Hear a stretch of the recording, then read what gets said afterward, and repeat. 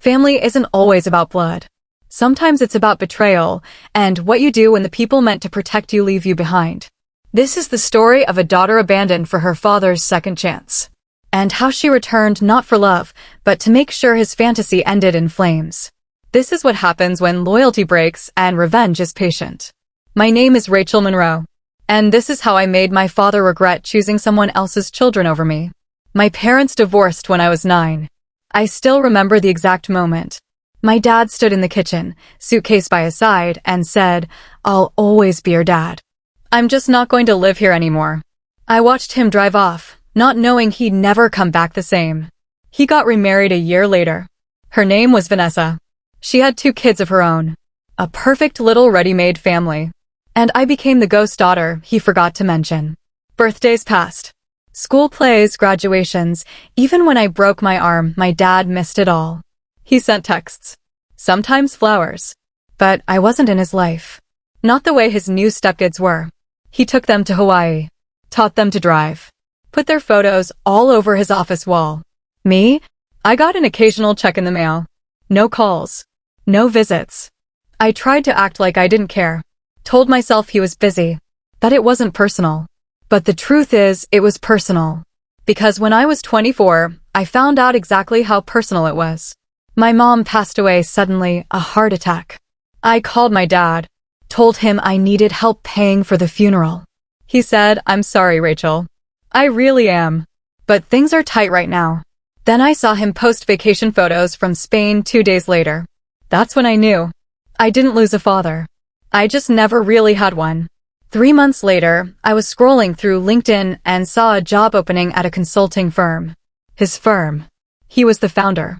President. And guess who was head of HR? Vanessa. His wife. His shield. I applied under a different name, Emily Rhodes. Got hired as a junior analyst. Quiet. Invisible. Exactly how he'd always treated me. I spent the first year learning everything. How his company operated. Who he trusted. Where the flaws were. Vanessa was cold. Strict. But sloppy. She had 3 assistants in a year, all of whom quit. I made sure I became number 4. I got access to her files. Emails. Salaries. Budgets. Bonuses. And that's when I saw it, over $400,000 funneled through performance bonuses to her son, Tyler. A man who hadn't worked a single day in the office. He was listed as remote consultant. But there were no reports. No meetings. No deliverables. It was theft. Plain and simple. And my dad? He'd approved every transaction. I copied everything to a hard drive. Built a paper trail. Fake employee logs. Bank statements. Payroll authorizations. Then I sent an anonymous tip to the board of directors. Not once, but 3 times.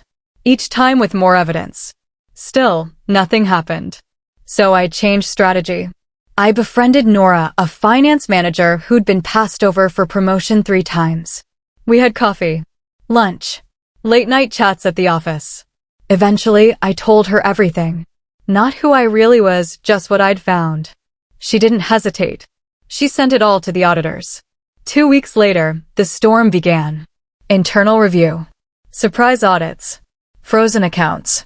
Vanessa was suspended pending investigation. Tyler's funds were seized. My dad was asked to step down temporarily. Then someone leaked the scandal to the press. An anonymous email with attachments. The headline read, "CEO under fire for family embezzlement scheme." My dad tried to play dumb. Tried to pin it on Vanessa. But her email said it all. Approved by Charles Monroe. He tried to reach out to me. Called 5 times in a week. I didn't answer. He emailed. "Rach, I know I haven't been the best dad. But I'm in trouble. I could use your help." I stared at the screen for 10 minutes. Then deleted it. I wasn't done yet. I sent the full package of files to the IRS. Every fake payment. Every fraudulent document.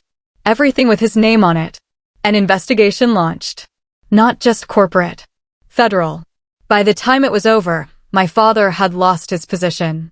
His reputation. And over $2 million in penalties, settlements, and legal fees. Vanessa filed for divorce. Tyler fled to another state. The company was sold off in pieces. And me? I resigned. Quietly. 2 months after the fallout. No one ever knew who lit the match. They just watched the building burn. I took my severance, moved across the country, and started over. For the first time, I felt like I had peace. Not because I got revenge, but because I got closure. A year later, I walked into a bookstore in Boston and saw him. My father. Older. Tired. Alone. He looked up. Eyes met mine. And for a second, I saw recognition. Then shame. I didn't stop. Didn't wave.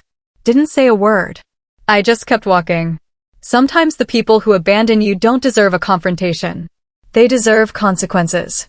And the slow realization that they lost you long before the damage was done. If this story left an impact, hit the like button. And don't forget to subscribe. We bring you new stories every week where betrayal meets justice. Real feelings. Real drama. Revenge served cold.